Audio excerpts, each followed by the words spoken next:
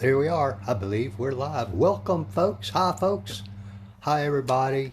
Out there in internet land and YouTube land and all those lands. It's been a while since I did a video, much less a live video.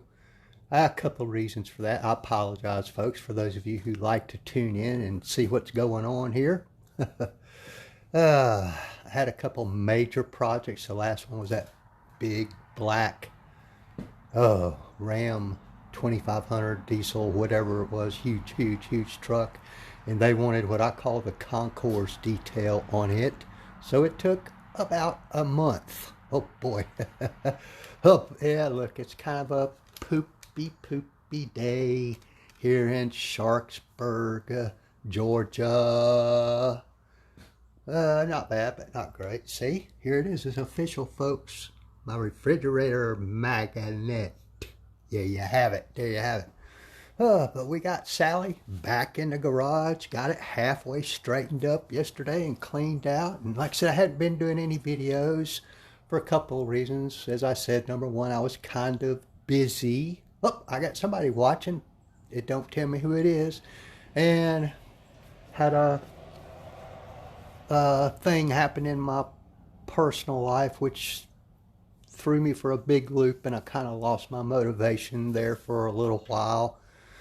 But, you know, it's time to pull up the big boy britches and put one foot in front of the other and get on with it. Yes, sir, buddy. So what we're doing today, since we don't have any customer projects here, get my handy dandy little pointer out. What I'm going to do is I had deliberated on, this is my car, Sally, 98 Mustang GT. Hasn't been touched in probably almost 2 months. And you guys are probably saying, oh, it don't look bad. It doesn't. It doesn't. You know, about the only, I think I rinsed it off one time, and I've left it sitting outside now for well over a month. And, you know, just rainwater has pushed a lot of the dirt off of there. But one of the reasons it still looks so good after all that time of neglect is that it has been prepped and all that stuff done. Right now it does have a ceramic coating on it, which will help push the dirt off of the car and keeps it from clinging. You can see the tires are kind of dirty where I pulled it out in the yard and got it into kind of some muddy spots.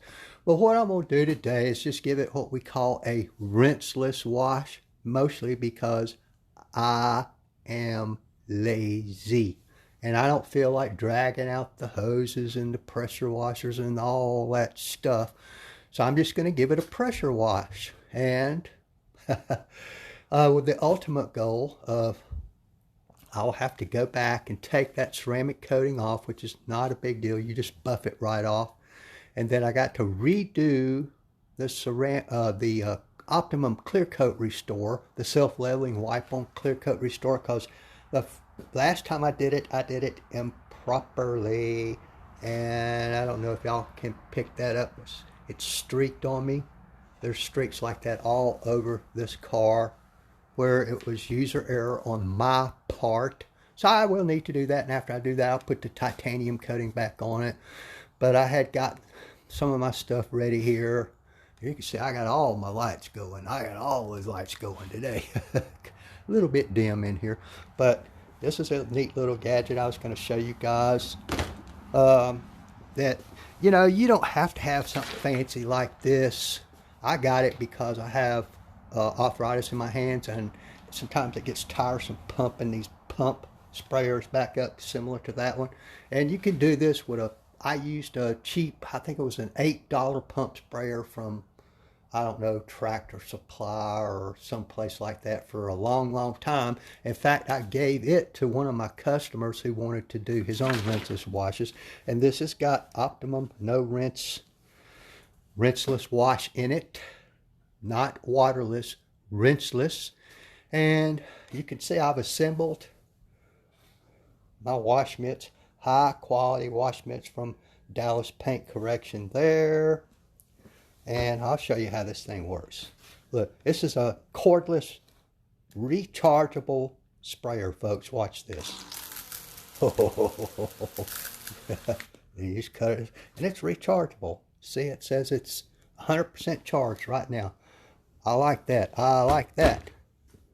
And I've got a good high quality, soft, very plush microfiber towel here as a wipe off. I've got high quality drying towel, which will absorb up almost to 2 gallons of liquid, people. 2 gallons. I'll probably go through 8, 9, 10 of those wash mitts when I start doing this, because what I will do, for example, is I will spray down, you know, say maybe half of the hood. And what you do is you don't push down, you just drag. I'll drag like that half of the mitt. I'll drag it over the surface of the dirt, remove it, and then I'll flip it, use the other half of it. And then when I get through with that half of the hood, I'll flip it completely over to a clean side, do the same thing over there, and then in the wash bucket it goes. Hey Ash, hey Ashley. It'll go in the wash bucket, and I'll grab a fresh one when I move on. Always work clean, folks. Always work clean. But, oh man, I'm going to try to pan in here where y'all can see. Yeah, I think you can see how dirty that hood is when you get up close to it, and all the contaminants that are on the surface of the paint.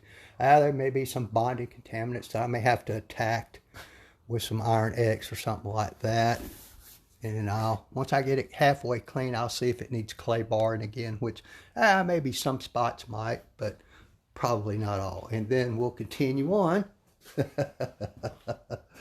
I do appreciate everybody. Thanks for stopping by. And, you know, there's several different ways of doing this rinseless wash. You know, there's plenty of YouTube videos out there on how to do those. Some guys like to use what they call the big red sponge, blah, blah, blah. Some guys spray it on like I do. There's all kinds of ways to do it. I mix it up 5 gallons at a time in that big 5-gallon bucket and keep it sealed.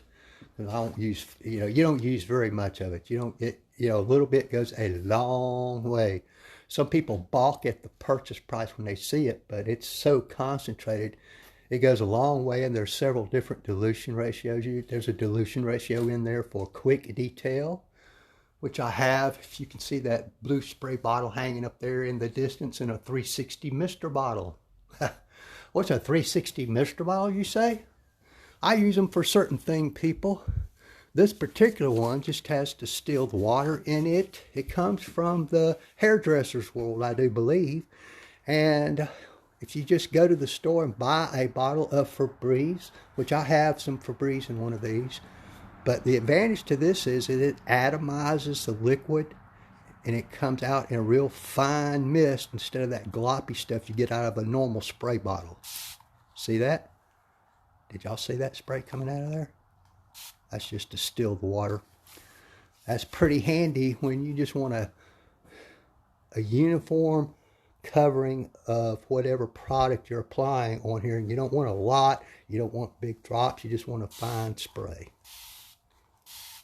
Not good for everything, but for some things, perfect. As you can see, I have a lineup of regular spray bottles and pump sprayers and this and that and the other.